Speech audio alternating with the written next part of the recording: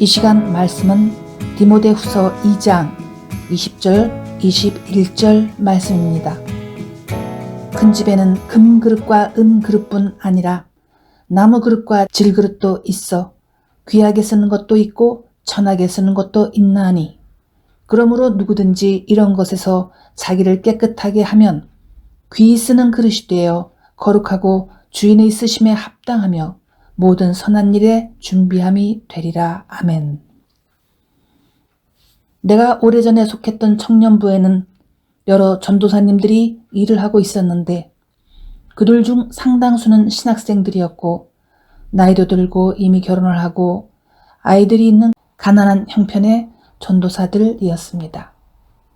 말이 좋아 전도사지 모두 박봉으로 교통비나 좀 받고 나름대로 죽도록 충성하는 목자들이었지요. 당시에 내가 소속되었던 부서의 담당 전도사님은 하얀 피부에 막노동은 절대 못할 것 같은 약간 귀공자스러운 외모를 가졌습니다.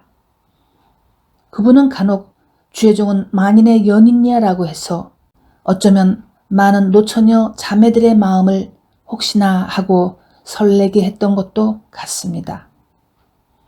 당시 순진했던 나는 그 말이 만인에게 존경받는 존재가 되어야 한다는 뜻인 줄 알았으나 점차 그 뒤에 붙은 연인이라는 말이 절대로 바람직한 말이 아니라는 것을 알게 되었지요.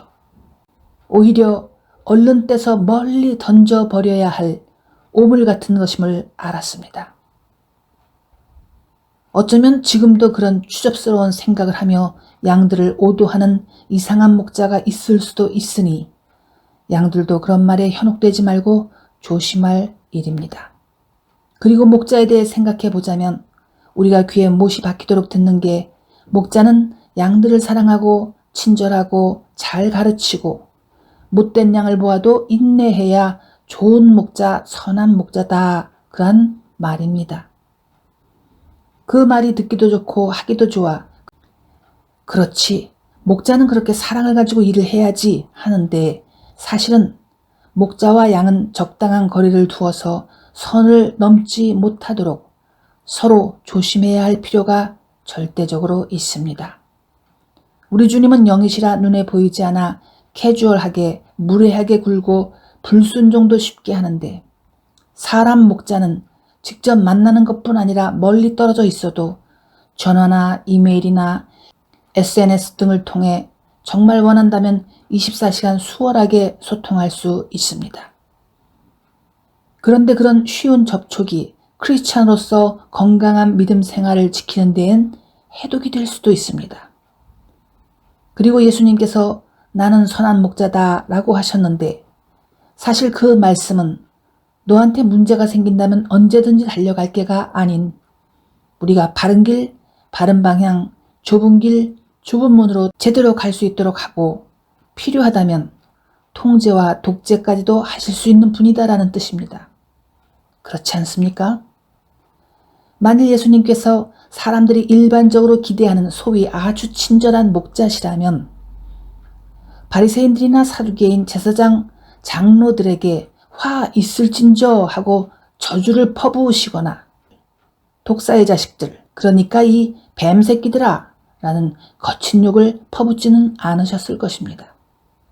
그저 아하 좋은 게 좋은 것이다 하시며 두루두루 친하게 잘 지내셨을 것입니다. 현재 나는 목사이긴 하지만 예전엔 내게도 담임 목사님이 있었고 나를 양으로 보살펴준 목사님들도 있었고 또는 같은 목회자로서 함께 일했던 목회자들도 있었습니다. 내가 신앙을 키웠던 교회의 담임 목사님은 매우 유명하시고 영향력이 대단한 분이셨지요. 그분의 설교는 이해하기가 쉽고 어려울 게 없었습니다. 주일 메시지는 격식에 맞게 정중하게 전하셨고 수요 기도회 때는 편하게 말씀을 전하셨는데 그때 성령의 따스한 온기가 큰 예배당에 충만하고 물결처럼 퍼져나가는 것을 몸으로도 느낄 수 있었습니다. 그러니까 영적으로 또는 기분이 편안해진 게 아니라 정말 신체적으로도 릴렉스하고 마음문이 활짝 열리는 것을 매번 체험했습니다. 그래서 즐거움과 기대감을 가지고 예배를 참석하며 늘 특별한 감동을 느끼곤 했지요. 그리고 한때 교회 증축을 한다고 교인들이 오랫동안 불편을 감수해야 했는데 당시 담임 목사님이 월 사례비를 한동안 받지 않기로 했다고 하여 참 존경스럽다는 인상을 나를 포함한 모든 교인들에게 주었습니다. 당시 담임 목사님은 상당한 부자라고 알고 있어서 우리 목사님 밥은 어떻게 드실까 하는 걱정은 전혀 하지 않았는데 그래도 모두 그 일로 인해 좋은 인상을 심어주게 되었습니다. 생각나는 다른 한 분은 내가 전도사로 일하던 교회 부서의 담당 목사님이었습니다. 그분은 재능이 뛰어났고 특히 설교는 단순하면서도 사람의 심정을 흔드는 힘이 있었습니다. 괜히 잘 알지도 못하는 외국의 철학자 이름을 대가며 지식적인 설교를 하는 것도 아니고 누가 들어도 공감을 하고 동의를 하게 만드는, 아멘이 나오게 만드는 그렇게 쉽고 설득력이 탁월한 설교자였습니다. 나는 저분은 정말 독특한 기름 부음을 받았구나 하며 감탄을 하기도 했는데 나중에 세월이 흘러 그런 은혜들이 다 떠나고 들어도 괜찮고 안 들어도 듣는 이의 인생에 아무 지장이 없는 말씀을 전하는 사람이 되고 말았습니다. 그것은 참 안타까운 일이었습니다. 아마도 주님께서 더 단단해지라고 다루실 때 그 과정을 잘 극복하지 못하고 사람들과의 교제에 더 많은 심혈을 기울인 것 같습니다. 제법 먹고 살만한 부자 교인들에 둘러싸이면서 목회자들이 빠질 수 있는 함정으로 굴러떨어지거나 아니면 스스로 걸어 들어간 게 아닌가 싶습니다.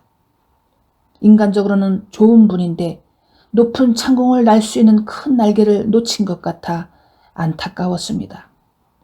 나의 건방진 판단이겠으나 우리는 각자 그렇게 자기가 선택한 길을 가는 것이고 주님께서도 당신께서 약속하신 대로 그 날에 상과 벌을 주실 것입니다. 계시록 22장 12절입니다. 보라 내가 속히 오리니 내가 줄 상이 내게 있어 각 사람에게 그가 행한 대로 갚아주리라. 아멘. 목회자들의 성장 과정이나 교육 수준과 인격들이 다 다릅니다. 지금 디모데후서 본문에선 여러 다른 그릇 종류들을 언급합니다. 금그릇, 은그릇 얘기도 했는데 아마도 오늘날이면 금수저, 은수저 출신이라고 말해도 될 것 같습니다. 그런가 하면 질그릇도 있습니다. 그래서 겉보기에는 누가 누구보다 더 낫다라고 할 수도 있겠으나 결국 귀하게 쓰일 그릇은 어떤 재료로 만들었느냐가 아니고 정말 깨끗한 그릇인가 하는 것이지요. 그리고 그 깨끗함을 잘 유지하는 것은 정말 목회자가 죽을 때까지 풀어야 할 과제가 아닌가 싶습니다. 나는 초신자 때 목회자들은 사람 속을 꿰뚫어 보는 줄 알고 그 앞에 가길 매우 머뭇거려 했습니다. 무언가 지은 죄가 있으니 나온 행동일 것입니다. 그런데 알고 보니 그런 영화를 가진 사람은 많지 않고 일반인들처럼 실수도 하고 죄도 짓고 회개도 했다 고집도 피웠다 하며 긴 여정을 걸어가고 있는 양들과 별 다를 바 없는 존재라는 것을 알게 되었습니다. 그럼에도 내가 보면 한국에는 다른 나라에 비해 기도도 좀 더 많이 하려 하고 신실하게 주님을 따르려는 목회자들이 더 있는 것 같습니다.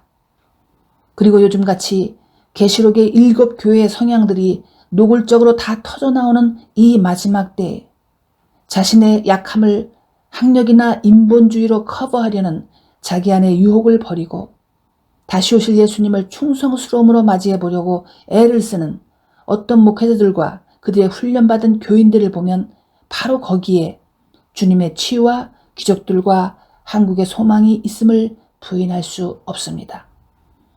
모쪼록 각자에게 주어진 사명들을 잘 맞춰 착하고 충성된 종이라는 칭찬을 듣는 그리고 그때까지 귀하게 쓰임받는 목회자들이 이 한국에서 더 많이 배출되기를 바랍니다. 기도하겠습니다. 하나님 아버지, 내가 금이니 너는 은이니 하며 경쟁할 것이 없습니다. 주님께서 원하시는 것은 무슨 재료인가가 아니고 쓸만하게 정결한가 깨끗한가이기 때문입니다. 예수님의 보혈의 능력을 무슨 싸구려 매직 도구처럼 사용하지 않고 우리 자신의 의지와 결단으로 변화하고 성숙하여 주님께서 붙잡고 쓰실 만한 귀중한 그릇으로 주님의 나라에서 존재하겠습니다. 예수님의 이름으로 기도드립니다. 아멘.